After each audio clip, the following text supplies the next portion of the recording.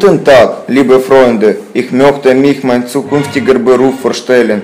Das ist der Kranführer. Dieser Beruf ist sehr interessant, wichtig, aber gefährlich.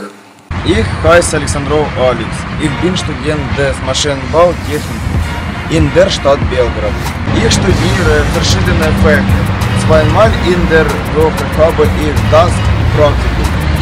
Zeiten gibt als die schwierigste und unproduktive Arbeit die massiven und schweren Lasten von Ort zu Ort, nach oben und unten zu ertragen.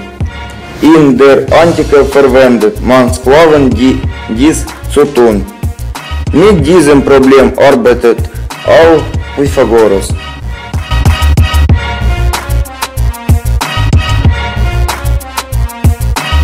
Heute arbeiten Kranführer auf modernen Kranen.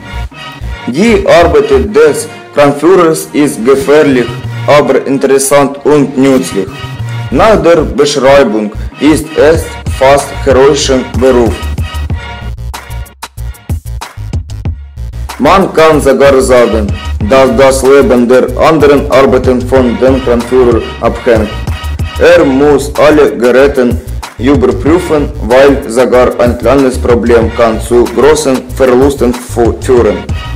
So ist mein zukünftiger Beruf.